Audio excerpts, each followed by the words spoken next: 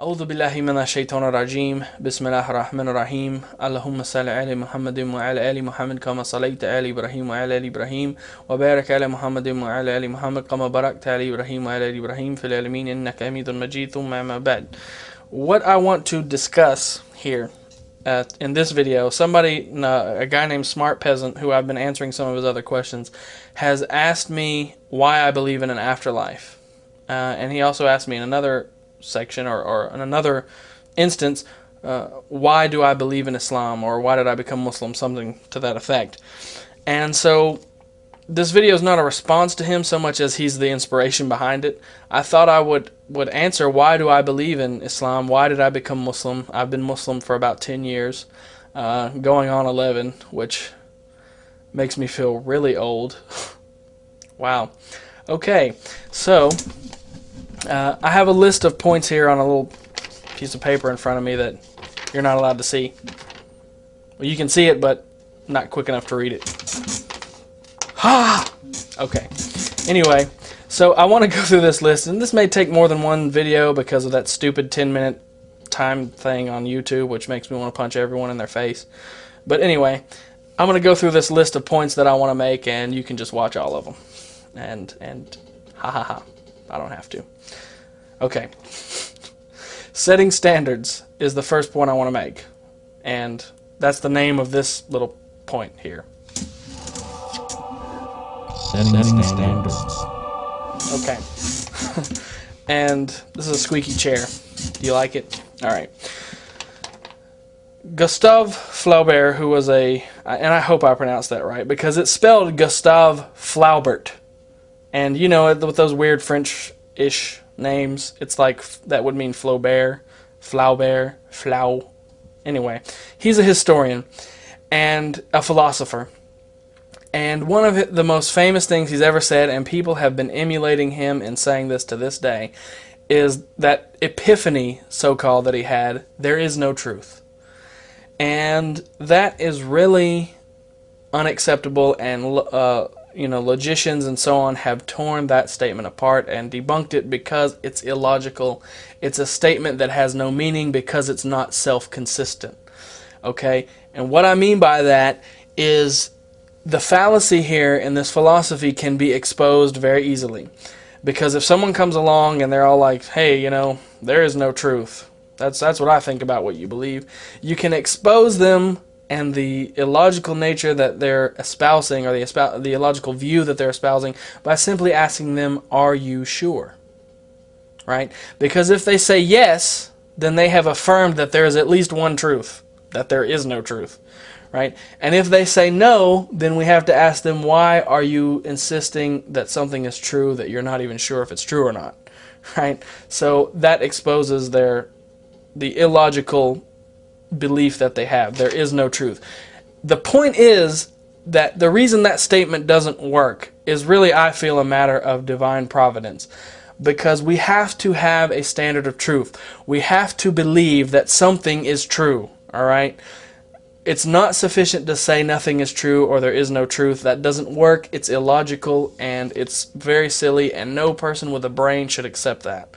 Right? So now we have a foundation. We know something's true, right? The issue here now is we have to determine what exactly is true. I mean, people have all kinds of different claims, particularly when it comes to the origin and purpose of the human being.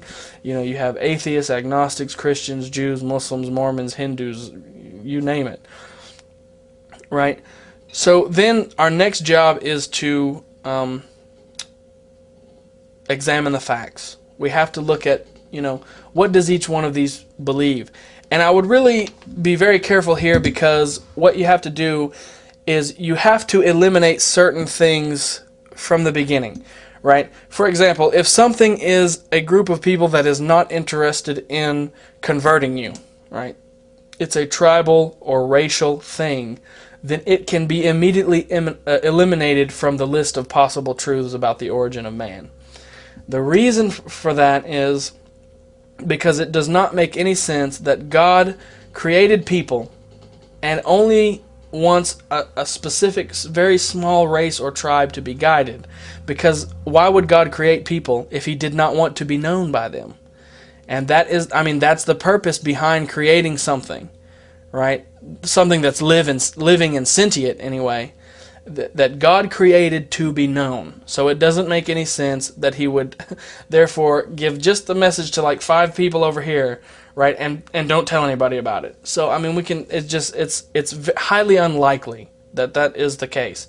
So, you know, any group that is not interested in conversion of others, or at least letting them know what you believe and so on, and because actually Islam is not interested in converting people per se, and we'll get into that in a later video. We're more about just explaining what we believe and let anybody do with that what they want. If you convert, it's good for you, but it doesn't hurt me or in any way. Muslims don't view it that we're in a race, right, and we've got to beat the Christians, or, you know, that's not how any Muslim should view it. We should view it that our job is to deliver the message because the truth stands on its own merits. He who wills, let him believe. He who wills, let him disbelieve. And that's actually mentioned in the Quran. But any group that isn't at least wanting to make their beliefs known to people, I would disqualify immediately, because it just doesn't hold up, as we said. And you know, there's a humorous joke about that, like that I always say. I tell people I dismiss Judaism immediately, because if they're not going to try, neither am I. You know, kind of a funny little joke, and I think it's funny. And if you don't, I'm sorry. So anyway. So then we have to ask, where do we go to learn about these religions? Because, you know, if you ask, you know, it's not sufficient to go and read only books against that religion, right, which is what some people do. Some Christians will do that about other religions. Some atheists do that about all religions, you know. There are many atheists, and this is not indicative of all of them, but there are many atheists that read Richard Dawkins and think they know about religion, and use that as an authority to say, ha ha ha, you know, how stupid what you believe is. Boo religion, right? Yay atheism, or whatever. There are Muslims who do that, and that's not acceptable either. How many Muslims go and read a pamphlet by Ahmed Deedat and think they know the Bible, right? Boo Christians, yay Muslims, ah ha ha, I feel so good. That is not true scholarship, okay? And someone may hear that and say, well, yeah, but they're bringing up logical points. Well, anything that is a sentence, if it's self-consistent, it may make sense. But the question is that the whole picture? Is that really an accurate portrayal? Are things taken out of context? There's a lot of things going on there. All right, so it's not sufficient to just read the one person's view and think you know what's going on. Because true scholarship is not a list of people who say you're right. Okay? It's a list of... It's not a list of people who say you're right. It's not sufficient to say, I know that Islam isn't true because I asked my friend who agrees with me all the time and he said it isn't true, and I figured, well, if he always agrees with me on that, then he's probably right about that. I mean, that's not really sufficient. It's not a list of, you know, knowing something about a religion is not a list of people who say you're right. So I would really encourage people to stay away from anyone who is obviously has an agenda and wants to bash any way of thought.